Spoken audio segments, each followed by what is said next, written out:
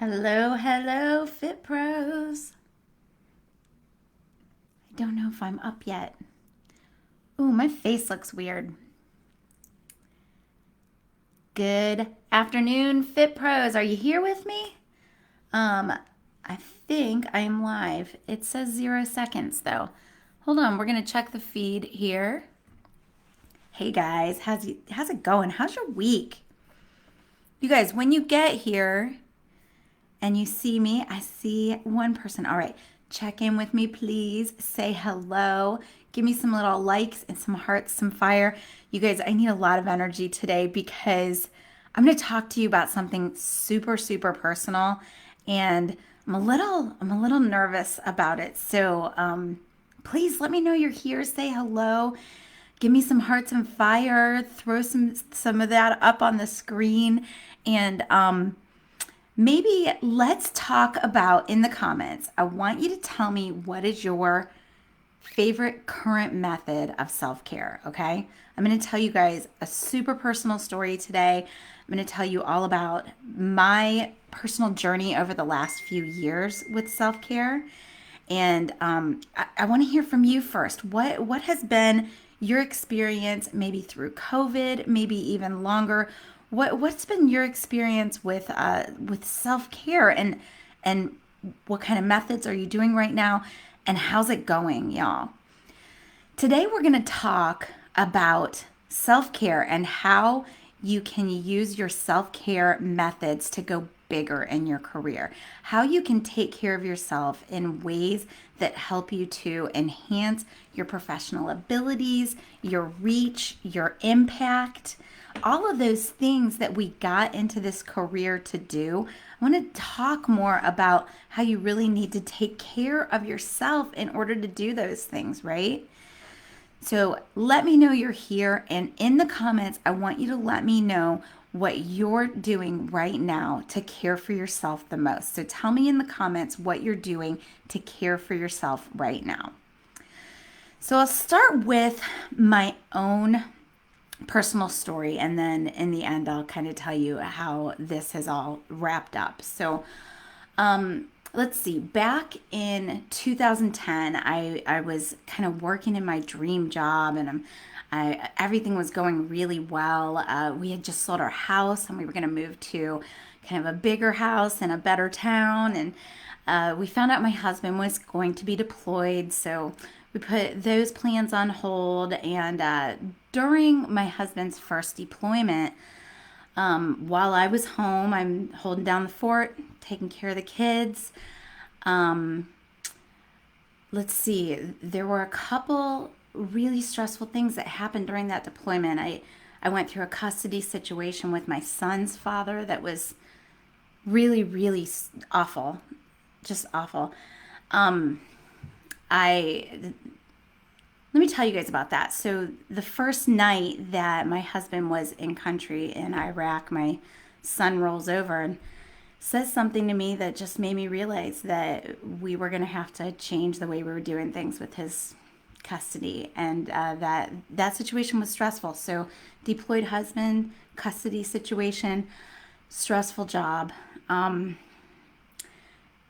Things just snowballed from there, to the point that my husband got home from his deployment. And by the time he got home, I did not realize it because I'm a professional. I'm showing up every day. I'm doing my thing, but I'm not functioning as a human being, right? Have you guys ever been there where you just, situations in your life start to snowball out of control? And maybe you're feeling that way with COVID. I mean, a lot of you guys have had complete income stoppage, right?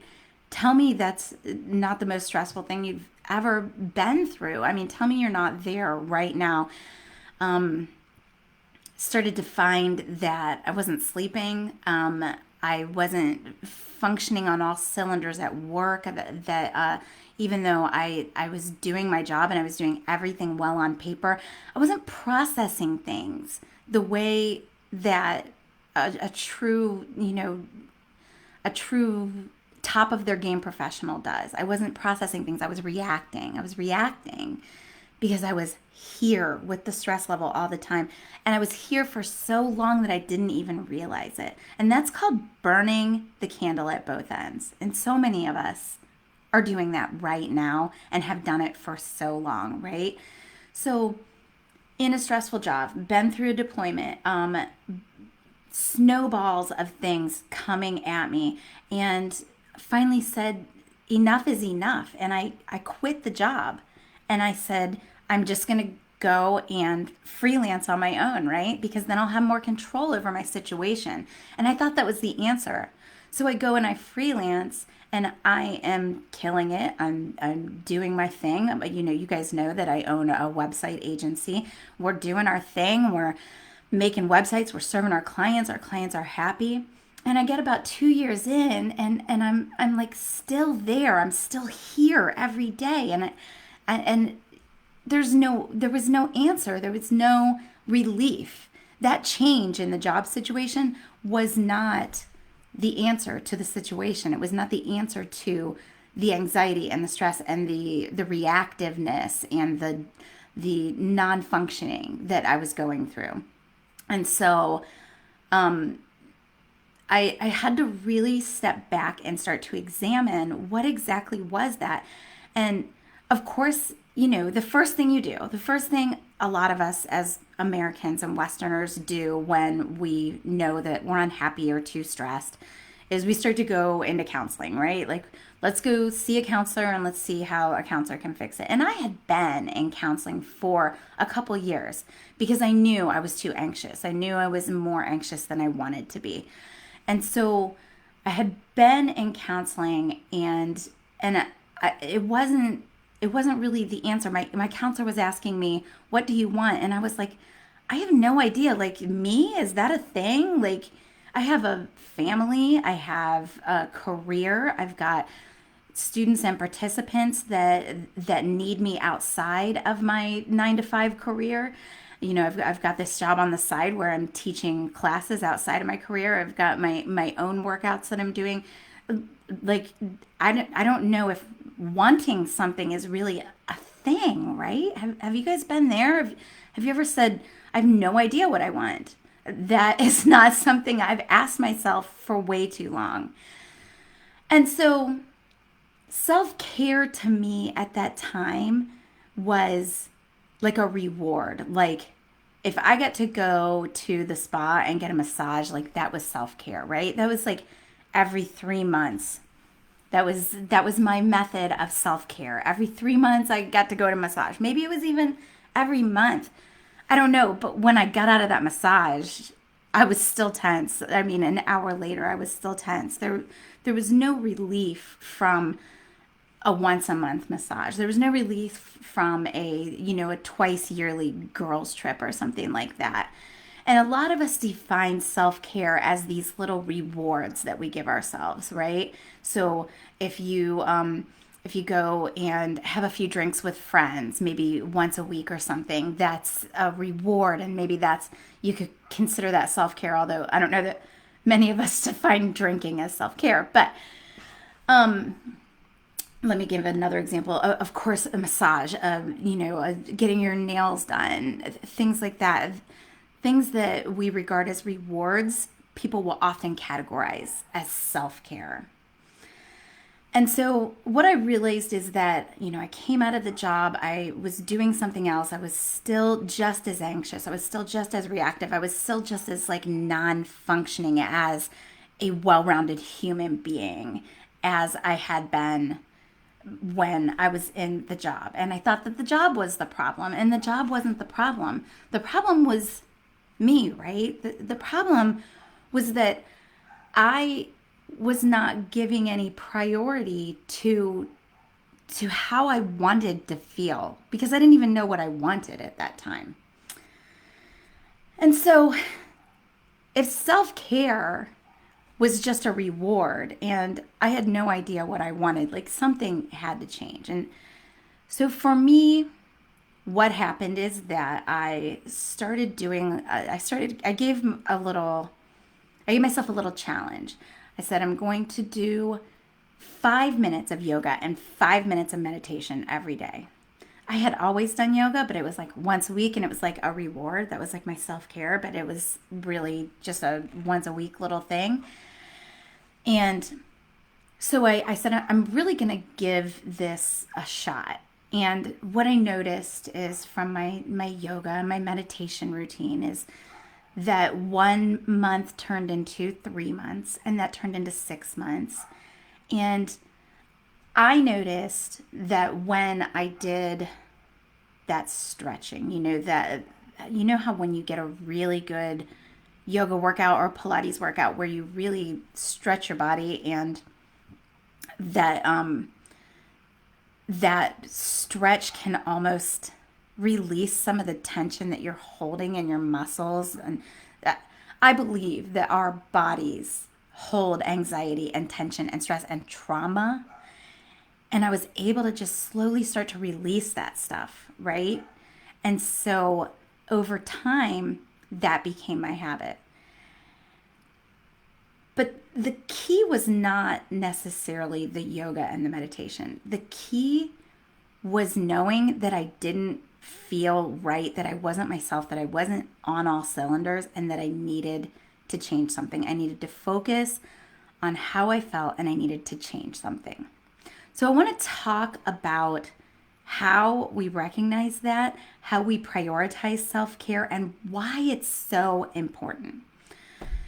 So I believe that self-care for us as fitness professionals is so, so important. And I did a survey in the group a few days ago, and you guys gave some really great answers.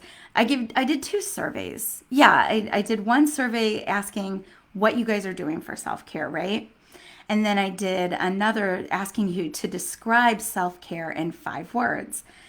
And the answer I got most often was some variation on you cannot pour from an empty cup. And boy, that is so true, y'all. If you have nothing to give, then you can't give it. You have to fill your own cup first. And that is one reason why self-care is really important to fitness professionals, because you are in this profession to give, right? You have to be able to give. But there's more than that. We're all in a stressful time right now, and we have to be able to do more than give. We have to be able to function as human beings, as partners, as parents, as friends, as fitness professionals beyond all those things.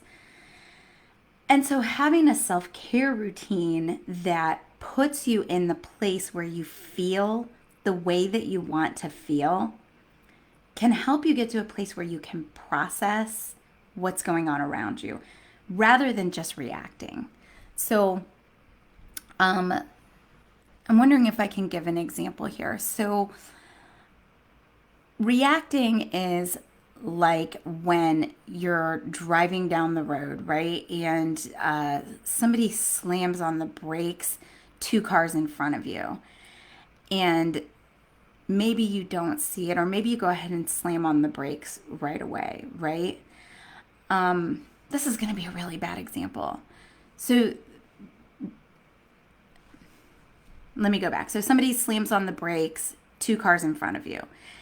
And you keep going because that's 2 cars in front of you, right?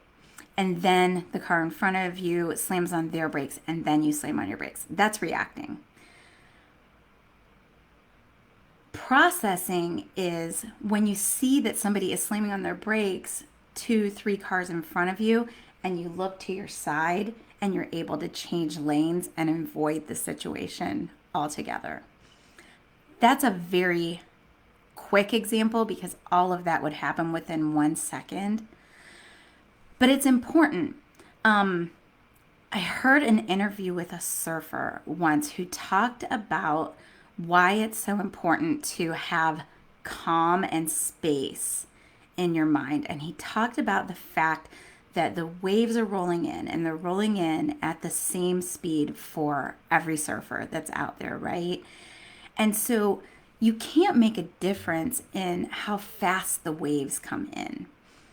but you can look down, you can look at yourself and your situation, and you can calm everything in yourself down, and you can slow down time for yourself so that you can process rather than just react. So while all the other surfers are reacting, you're able to process, and he is able to win competitions and do different things because he's able to process.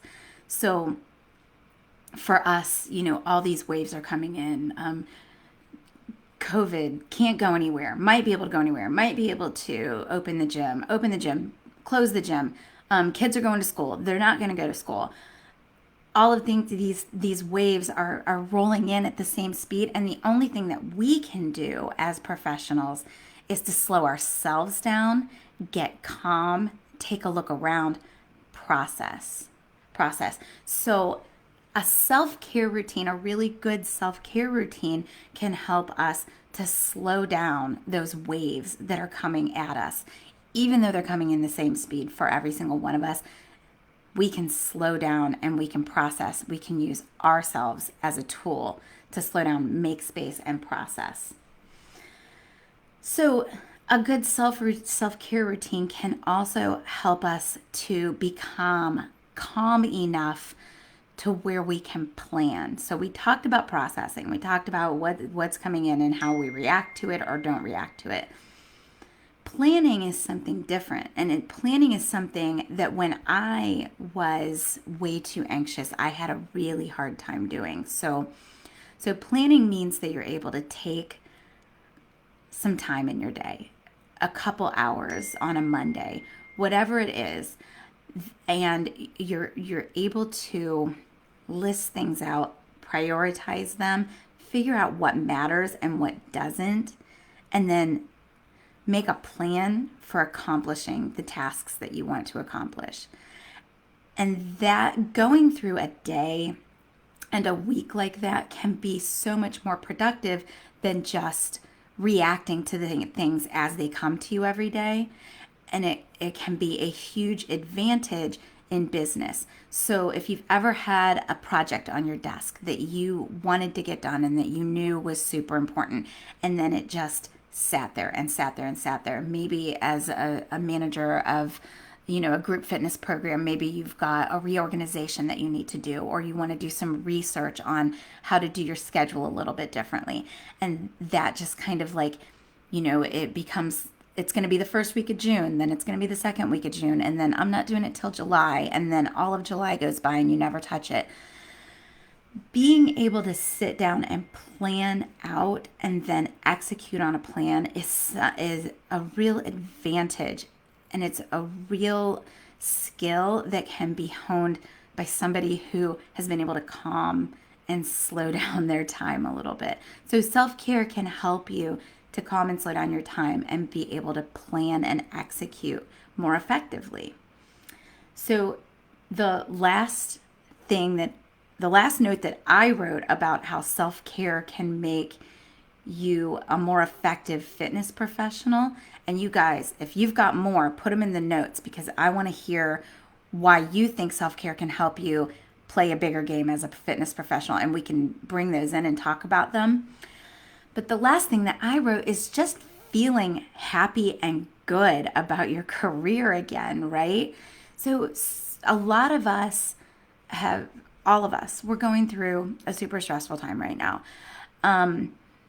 You may be teaching online, or you may be leading workouts online, and whether or not you're taking payment for them, they may have felt really fulfilling at first, and that starts to go away at some point, right? It's not the big thrill that it was in the beginning, and we need something that keeps us going. We need something. Oh my gosh.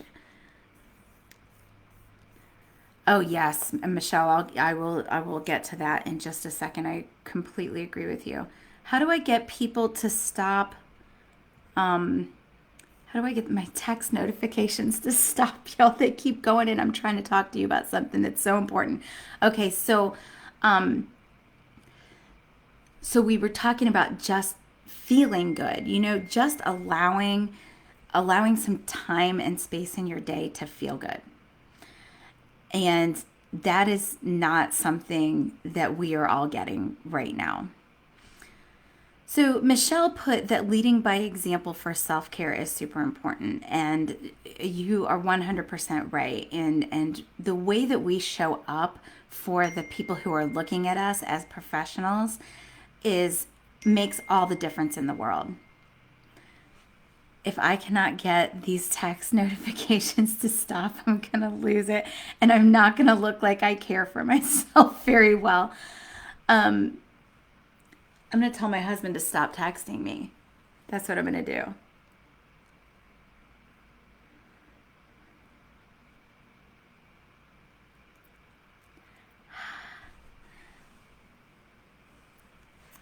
So put your phone in a drawer. Can you guys hear that? Is it coming through the computer? Because I get a little notification in the corner of the computer when somebody texts me. Yes, I agree. So stopping the text messages when I'm doing something important is a great method of self-care that I did not practice today.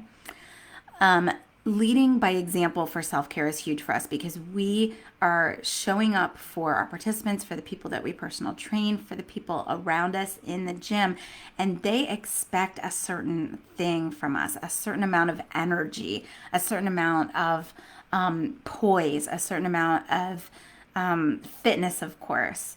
And if we are not filling our own cup, if we are burning the candle at both ends, if we are reactive and stressed out and walking in talking about problems, then that can be that can be something that can affect how many people show up to your classes, how many people come into the gym every day, how many people want to continue to come to you for as their fitness professional, as their person, right? If you are if you are a cycle instructor and you're walking into class at the last minute every day because you've got too much on your schedule and you can't manage it all, and you're looking stressed out, and maybe you're gaining weight, maybe you're losing weight. If you're showing up as that person that's burning the candle at both ends, first of all, if you're somebody that has been well respected and that happens, and that's going to concern people, but they also could tend to follow that example and think that that's the healthiest way to live, is to burn the candle at both ends. And I'm so sorry if you are on here watching, but somebody answered in the survey, what are you doing for self-care? They answered, I'm fueling up on an insane amount of pre-workout. And I was assuming that he was talking about supplements. And I have to say that's not what we're talking about. That's kind of the opposite of what we're talking about. So that comment really concerned me. Contact me if that was you. And maybe he was joking, but it's not always about showing up and being like the loudest in the room and the one with the highest amount of adrenaline going. That's not even why people come to see us. They don't come to see us to get pumped up like Arnold. They come to see us for the community. I think we really get hung up on the idea that people come to see us to get big muscles or to lose weight. It's just not the truth. Working out and fitness is all about a healthy lifestyle, a community, and a mental self-care for the people that come to us. And so we want to show up as somebody who is healthy in a well-rounded way, not just healthy big muscles, right? Makes sense? Okay, let me read some of your comments here. Leading by example, put your phone in a drawer. I was hearing the ding and thought it was my phone. Yeah, I apologize about that. So I want to talk a little bit about how I do my self care routine. And now that I work for myself and I have for the last 6 years, I have a little bit more leeway in my schedule than a lot of people. So I have this routine that I like to call getting my shit together. So every morning I have a really kind of lengthy routine of getting my shit together. And I like to think that I can allow myself a little bit longer routine than most people can because, first of all, I'm in the fitness industry. It is important that I get a nice long workout in. But also, I spent so many years neglecting that self care routine, so many years where I was burning the candle at both ends, and it was affecting my health, it was affecting my relationships, and so I've got some ground to make up there. So when I get up in the morning, and you guys take pieces from this and use it how you think they will affect you, and also put your pieces that you would add to that or that you love to do into the comments, and I'll read them. So I get up in the morning, I put on my yoga clothes first thing before I make the bed, and then I make the bed, right? Making the bed can be part of your self care routine because making the bed makes you feel good. It's a task that you've completed for the day. For me, it gives me a place to set things as I go about my day. I use it as kind of like a staging zone for laundry and stuff like that. So making the bed is actually part of my self-care routine. And so then I get my coffee, I go out on my back porch, I do my yoga, even if it's just a little bit that day. I usually have a longer yoga routine these days, but back when I first started making that a priority, it might have only been 10 minutes. So do my yoga, I do another workout, like I either do body pump or CX works or something else. And then I do my meditation, and then I take an Epsom salt bath. So I know you guys are like, that's a really long routine there, diva. But I get to work about, I don't know, 8 o'clock. Oh, I vacuum my house. So for me, vacuuming my house is part of my self care routine because we have two dogs. You guys have heard my doggies in the past. We have two dogs, and I don't want to ever be a person that's walking around with dog hair on them. So it's really important to me to vacuum the house. It makes me feel good. It makes me feel clean. It makes me feel like I like seeing the little lines in the carpet. So these are things that aren't always regarded as a self care routine, but they really are. It makes me feel good, right? And by the end of this whole little routine, I have got my shit together. If you've ever heard a Marine talk, they'll talk about packing your shit in a small box, right? And that just has to do with taking all of your issues and everything that is all over the place in your mindset and pulling it together. And I start my day with my shit packed in a really small box. And from there, I'm able to take on the things that come in the day. So I'm able to take on a stressful meeting. I'm able to take on broadcasting a show 2 times a week. I'm able to take on having employees. 6 years ago, I never thought that I wanted to have anybody working for me because I didn't want that stress because I wasn't functioning and I couldn't handle that at that time. But now I'm able to have people working for me and it doesn't feel like it's going to be too stressful. So Michelle says that her self-care starts with prayer, meditation, stillness. Yes, and I think that is a very not similar, I don't want to say that in a way like I'm comparing my yoga to your Christianity. I am also a Christian, but some people get up extra early to have quiet time with the Lord and with their Bible. And it's that getting your shit together piece. It's the packing the stuff in the small box. Bible study, listening to Christian music, and simple stretches. Let me say something about stretches because we've both mentioned them. You know, I do yoga every day. A lot of us do a little bit of yoga or a lot of yoga. And then a lot of us practice stretching. It was one of the top answers in the survey. And I mentioned it before. I really do believe that we hold stress and anxiety and tension in our bodies.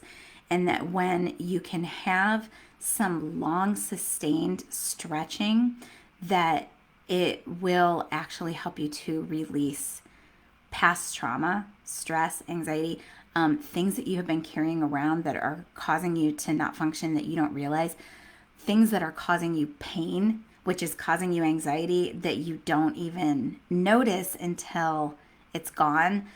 Those things can be alleviated from a good stretching routine I recommend yoga, a good yoga routine. So stretching is so important and so helpful. It's really something I recommend that you consider. There's a pose that I will do a lot of. It's called cobbler pose, and if you imagine putting the bottoms of your feet together and letting your knees come out to the side and then coming forward, and if you come into that pose and you stay there for about 3 minutes, it doesn't have to be so far that it feels painful. Just, maybe 80% of your maximum flexibility, and you just stay there for like 3 to 5 minutes. It'll change your day. It'll change your life. I promise it will. There's something about the hip zone holding anxiety and tension and stress that you can alleviate through some very simple sustained stretches. Yes, and Michelle recommends yoga. She does some yoga in her stretch routine. I love it. I love it. Okay, so that's my morning routine, and I want to say that the key is not to do like any kind of same routine that I do. It's to make the way that you feel a priority. It's to get up in the morning and do something that makes the way that you feel a priority. You may even want to think about picking the way that you want to feel today. I want to feel self-confident today. I want to feel charismatic today. I want to be funny today. You may pick that and then do something that helps you feel that way right now before your day has happened, right? You set the intention and then you help yourself feel that way with whatever self-care routine you choose to use. So the key is focusing on how you want to feel and then getting there. And the reason that I say that it doesn't have to be the same every day is because your body will tell you. Your body and your mind will tell you exactly what you need, and it doesn't always have to be the same every day. You may have some overarching goals that you're working toward, and you can incorporate those, but it doesn't have to be the same intention every day. But make yourself a priority.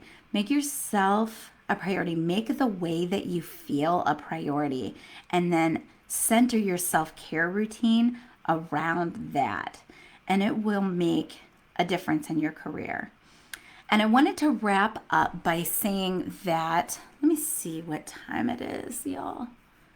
I'm trying to make these around 45 minutes. Okay, we are at 33 minutes. We have a few. I'm trying to make these 35 to 45 minutes because I think an hour is a little long for all of us, me and you guys. Okay, so the last thing I wanted to say is we talked at the beginning about a really stressful time in my life and how that kind of snowballed, and that I made some big changes, and that what I noticed is that the changes did not alleviate the problem, that the problem was really that I was carrying so much for so long, and that I had to start to make myself a priority and make the care for myself a priority in order to turn a corner and start to see things differently, start to be able to process and not react, start to be able to make space and be able to hold space for other people who needed me. If you were to ask my kids about that time in my life versus now, I may cry but they would say that I treated them like I didn't have time for them. And I know because we've had the conversation. And we've had the conversation because I am now able to process and hold space for people that I love in a way that I wasn't able to when I was letting all that anxiety and tension and trauma kind of hold on to my life. Oh, Michelle, that was a very sweet thing to say. Gosh, you were such a blessing to me. She said she could listen to me talk for hours, and thank you for the information that I give. So, when my husband was deployed again, which was so this is 2020, he came home in 2018. Yes. So he's been home for 2 years this summer. So when he was deployed that second time, it was a very, very different situation for me. It was stressful, and it was stressful because that deployment was kind of sprung on us. We didn't have as much time to prepare for it, and I resented that deployment in a lot of ways, but it didn't wreck my life the way the first one did because I had a really, really solid self-care routine that I practiced every day, and it made all the difference, you guys, all the difference. And I think that's what I want you to take away from this, that caring for yourself is essential for every day, and caring for yourself is essential for your career. And when you get your self-care routine in place and correct, that you can play a bigger game. It will allow you the space and the mental capacity that you need to go beyond where you are now, but also that having a routine matters so much, because when you get in those stressful times in your life, you will still do the things that you need to do, and you won't even realize until the stressful time is over how much those habits helped you. So we all exercise, right? And that is what a lot of people would regard as self-care. We regard that as just our profession. We regard that as like what we do. So we need to identify those other things in our lives that help us to care for ourselves so that we can really truly have that higher capacity and that processing ability, and that ability to just play a bigger game and feel awesome every single day. Okay, so you guys, that is what I have for you today. Um, I am, so I wasn't going to mention this today, but let me mention it. I am thinking about opening up the yoga class that I teach on Tuesday and Thursday at 8 a.m. to fitness professionals, and charging a really low monthly fee, like 10 or 15 bucks. And so if you are interested in that, would you please give me a comment or send me a DM and let me know about that you might be interested in doing that, because I want to kind of just gauge interest before I put any time into it.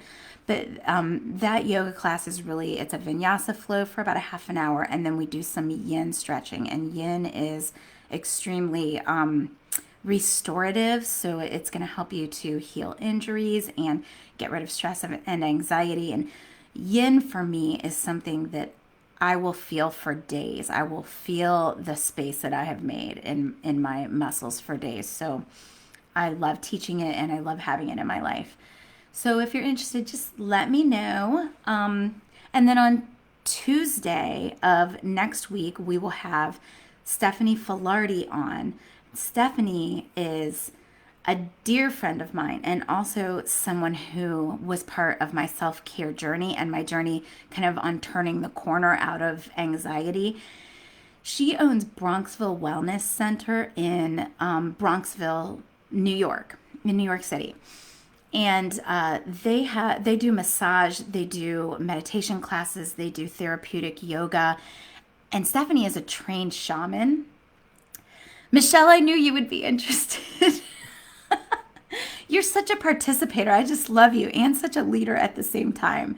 So she's a shaman, and I've actually done shamanic journey sessions with her. She can do them over the phone, and it's a little out there, but it is super cool and super healing. I don't have any other way to say it. It's like taking 5 years of talk therapy in a session. You know, she kind of tunes into where you're feeling the most pain points, and she talks you through like a journey, and then you just feel amazing after. I'll let her talk about it on Tuesday. So I'm gonna have her on to talk about self care, and we may talk a little bit about shamanic. It's amazing stuff. I think it's really fascinating, and so that's what we're doing on Tuesday. And then on Thursday, I will come in again and maybe give more tips. If you guys have some self care things that you'd like to hear about on Thursday, then I'd love to hear about that either in the comments or send me a DM. And that's what we got going on for you right now, you guys. I love you so much, and I appreciate you being here and letting me talk and listening to me. If anybody's got any questions before we sign off, go ahead and send them in. We are right at the time we wanted to be at today. You guys, thank you so much, and I will see you on Tuesday.